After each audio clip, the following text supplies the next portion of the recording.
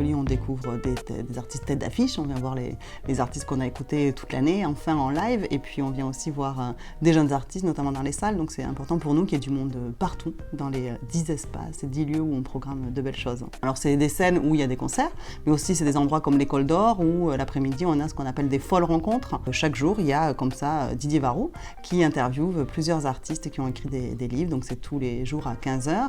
Il y aura 2 expos photos sur cette édition 2023. Il y en a une qui s'appelle Toute première fois pour revoir des photos des artistes quand ils sont venus pour la première fois. Donc il y a des photos de 1985, mais de chaque décennie en fait avec des artistes quand ils sont venus la première fois et leur premier pas vraiment sur ces scènes des Francopholies. Il y a une expo qui est dédiée à Léo Ferré dans le hall de la Coursive qu'on fait avec le musée SACEM. Il y a des balades chantées par exemple, c'est-à-dire des balades avec un guide touristique sur laquelle on a repéré des lieux un petit peu cachés de La Rochelle du patrimoine. On fait jouer des artistes du chantier pour un petit happening. Et puis il y a le village franco-océan dont on a peu parlé, qui se tient au jardin Bobinec et qui est notre espace un peu éco-citoyen. Les Franco, ils sont engagés dans une démarche éco-responsable depuis très longtemps.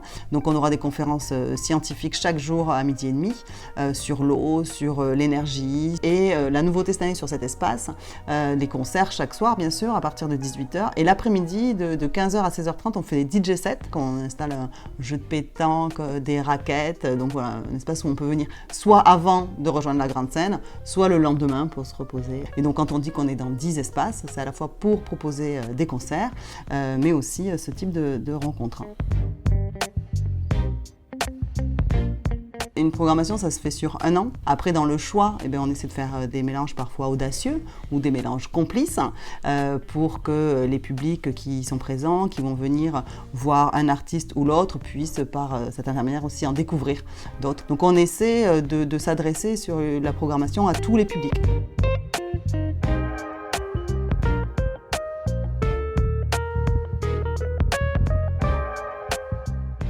Cette scène, elle est montée au même endroit depuis 39 ans. Elle est vraiment mythique parce que géographiquement, elle est dans un lieu incroyable. Jouer entre l'océan et des remparts dans un cadre patrimonial comme celui de La Rochelle, c'est sacré pour les artistes. Chaque soir sur cette grande scène, aux côtés des artistes célèbres dont on a parlé, on présente des artistes du chantier des Francopholies qui vont jouer 2-3 chansons. Ils ne sont pas annoncés. C'est un exercice à la fois périlleux mais plein de challenges. Et on a toujours un accueil du public incroyable.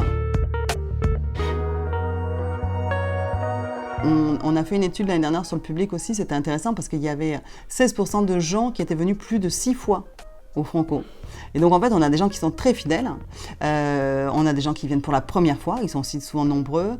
On note cette chose que souvent on vient la première fois au Franco parce que justement on veut voir un artiste qu'on aime beaucoup sur la grande scène. Et puis dans le temps, quand on revient, on allonge un petit peu son séjour. Et donc en fait, on arrive à faire un parcours comme ça sur plusieurs jours pour profiter de toutes les formes que l'on propose autour de la chanson.